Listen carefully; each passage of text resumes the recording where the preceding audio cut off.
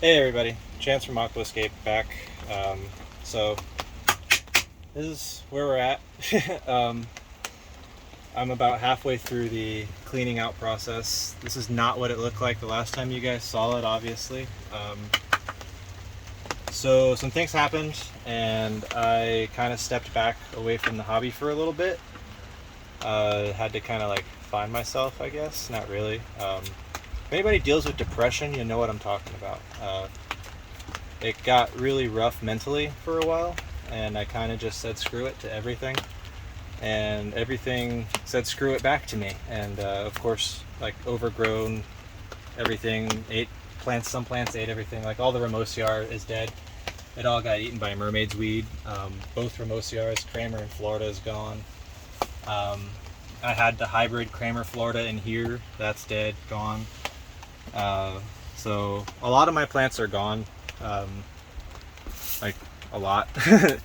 I'm gonna try to revive some stuff, but I mean, things are pretty crunchy. So we'll see.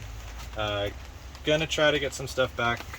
Some of the hardier plants stayed alive and actually kind of like branched out and grew more into other pots, which is kind of cool. This is the Econodorus Cordifolius Verragata. So it's doing really well. It was just this one pot here, and it grew out into everything and ate everything. All the crypt flamingos over here that I had going, they got overgrown by Hodoides diffusia, which is this Chinese herb right here.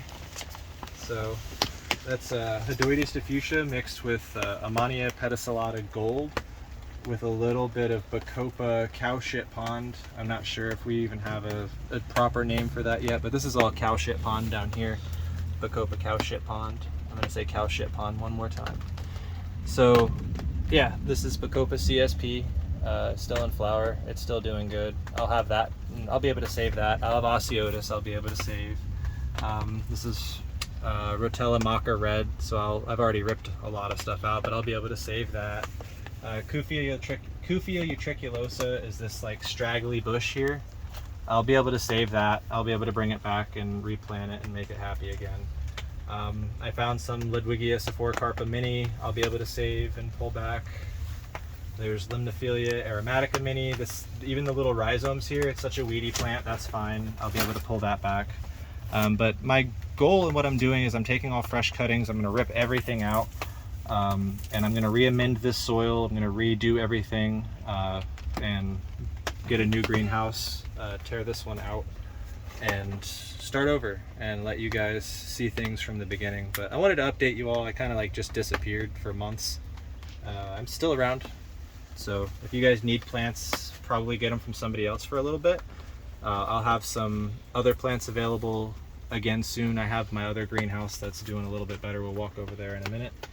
But yeah, this was where all the Ramosiar was. So those that keep asking about Ramosiar, I unfortunately don't have it. But what I do have, and what I know I have, is in this bin, it's seeded out like crazy multiple times. So this bin is filled with seeds.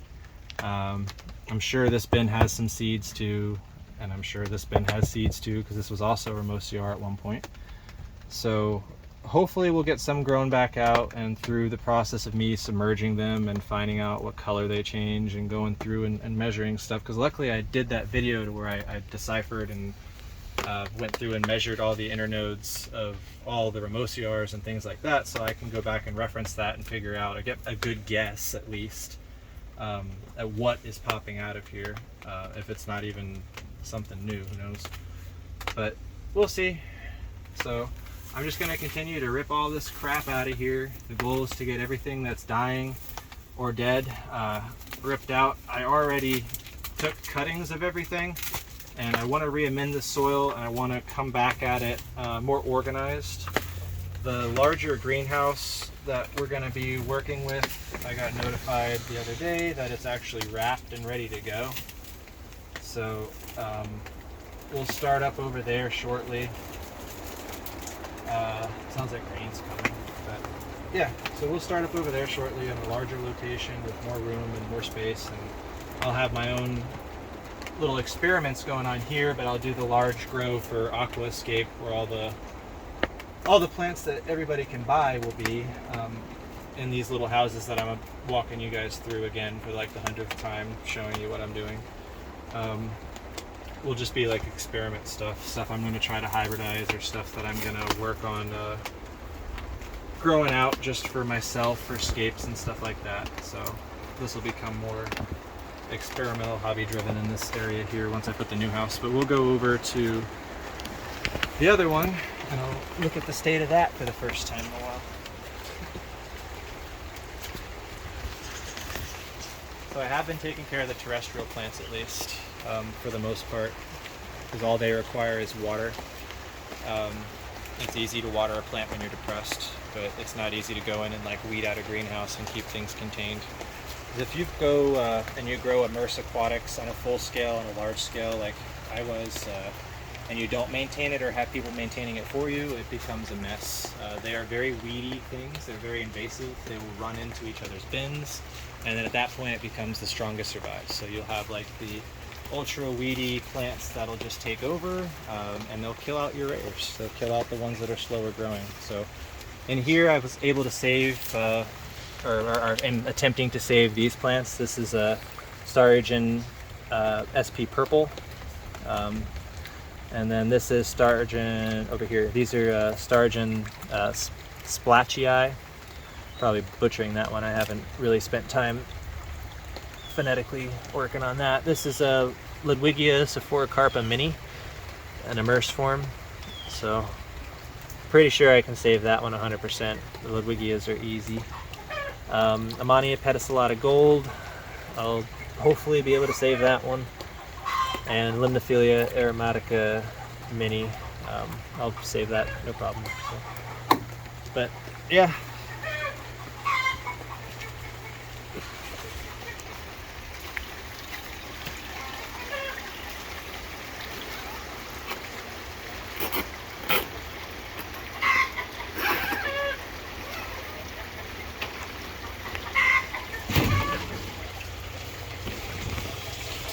So it looks like the lights fell in here.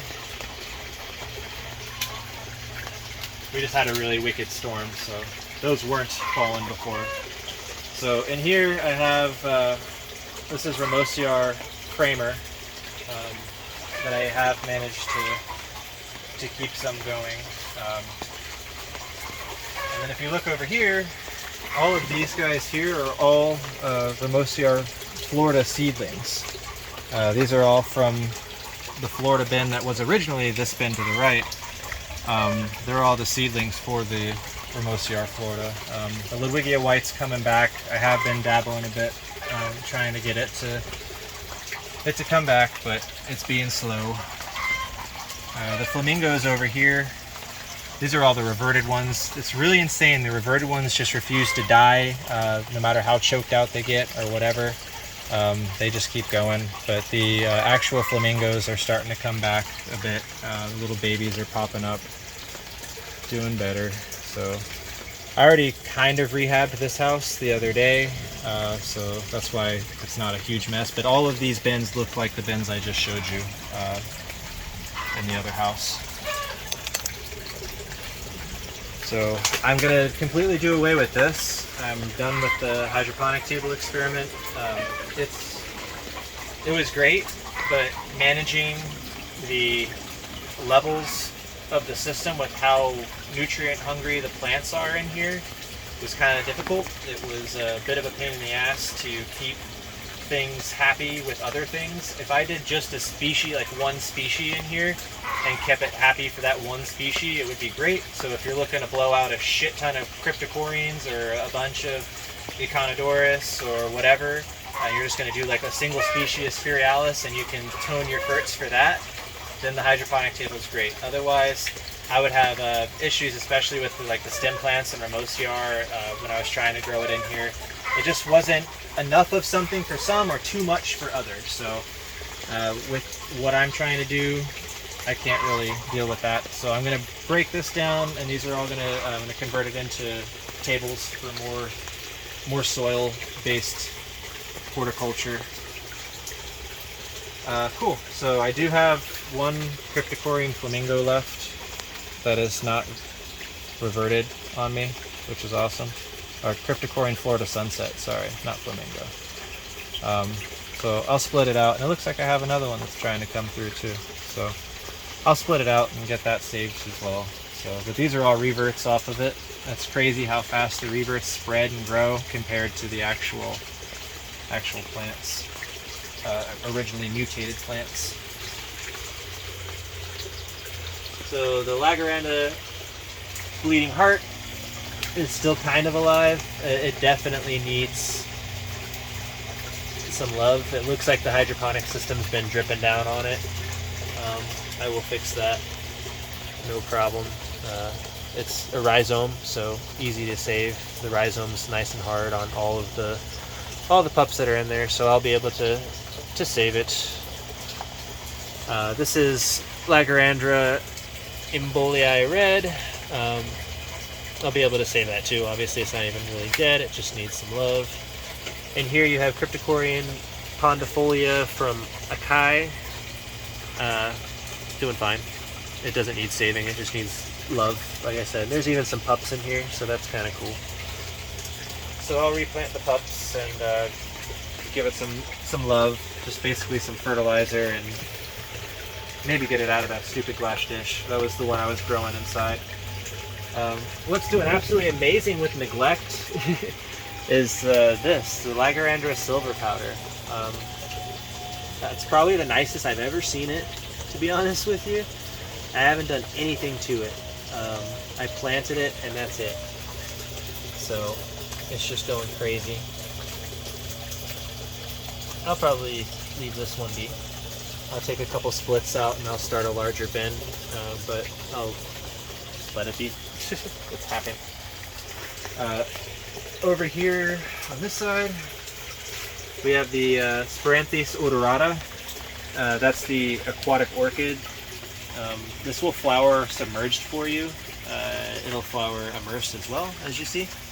Hopefully I can get the flower to open and we get a good seed out of it, or something along those lines, to where I can get it to be more easy to propagate, because right now it just sends off runners, or sorry, not runners. It'll grow like a pup off of the crume that goes underneath the soil here. A crume is similar to a rhizome.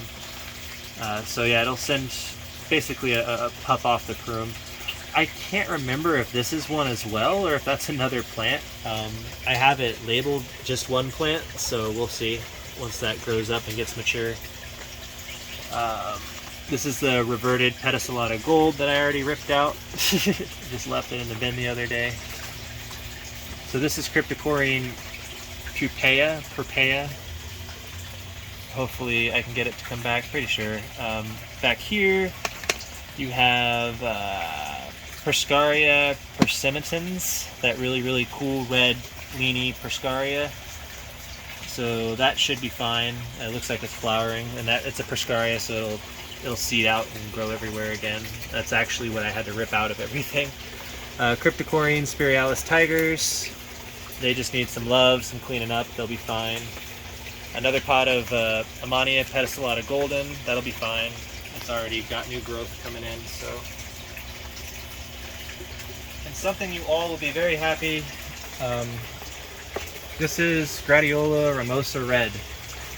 This is the plant that I was gonna release to everybody. I was gonna start selling it and stuff like that, and then I just kind of flaked out on everyone. Sorry. That's Ludwigia Archuata growing into it.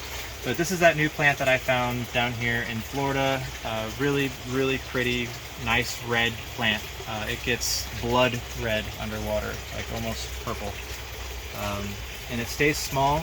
It grows via runners, so it'll actually send runners like normal Gradiola. It's an awesome plant. It doesn't get giant leaves or anything crazy, or it doesn't grow weedy or out of control, or it doesn't get like 9 feet tall in your tank. It's a really nice Gradiola. This is reverted Hygrophila chai that is eating cryptocorin that I don't have an ID for yet. It was given to me by Brandon McLean at Fan. I don't know the name of it, but it's a really cool crypt. It grows babies off of its side like this. I've never seen a crypt like do that before. It'll grow them like shooting off of the side. Like that's going to become a whole new plant eventually. So it's really cool how it grows. Still have the Conidorus Aguza 09. It's insane how big this damn thing gets. It just won't stop getting large. If that makes sense. It won't stop enlarging itself. But it's a big plant, like really big plant. And in your aquarium, like it takes it so long to go from that little ball of a sword. It'll like slowly get bigger and bigger and bigger. And I've seen some like 5-gallon cubes where it's just the Aguza. That's a really cool setup. Just this nice 5-gallon CO2 injected cube with like a really mature submerged Aguza. This has only been immersed for like maybe 1.5 years, 2 years. And it's a monster.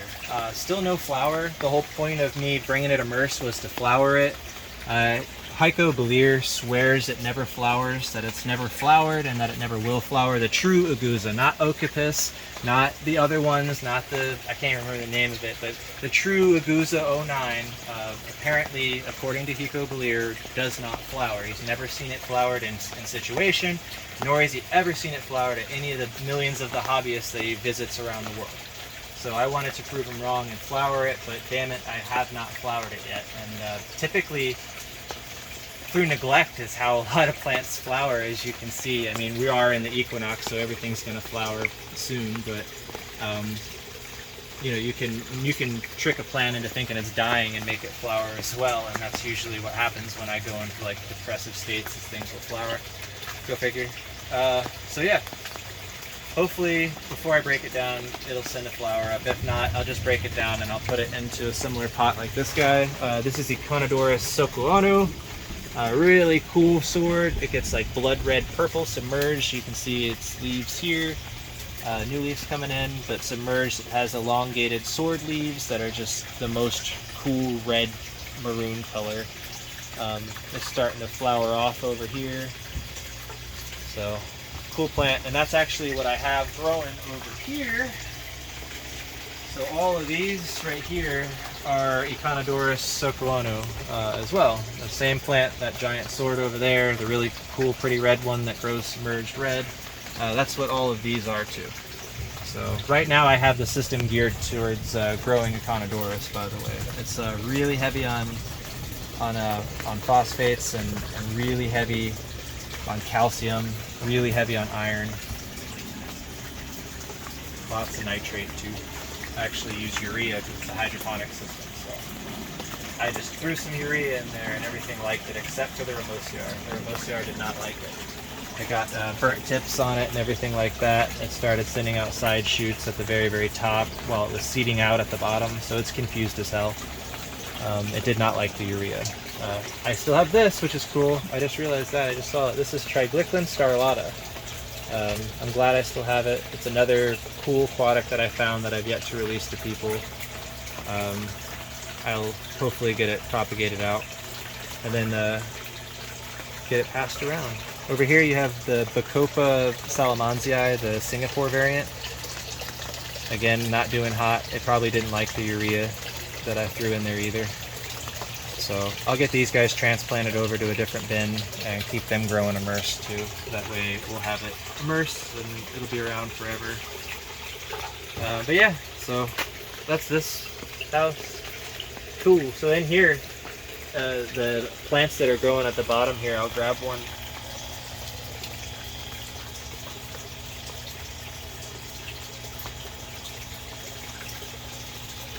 So this is Isoetes placida. I finally managed to get it to propagate. I did a post about it a long time ago, but I haven't actually showed YouTube or you guys. But I got it to propagate via its macrospores and microspores. This one's not mature, so it's not going to have any spores. But when you pull an older frond off of a mature plant, it has a little spore sac. And all I did, because this was empty when I did it, I just took a bunch of the spore sacs and I stuffed them into the soil, basically planted them like you would a hair grass or whatever. And it was soil with about 1 inch of water on top of it. And then about 6 months later, sorry if I got you wet, Mark.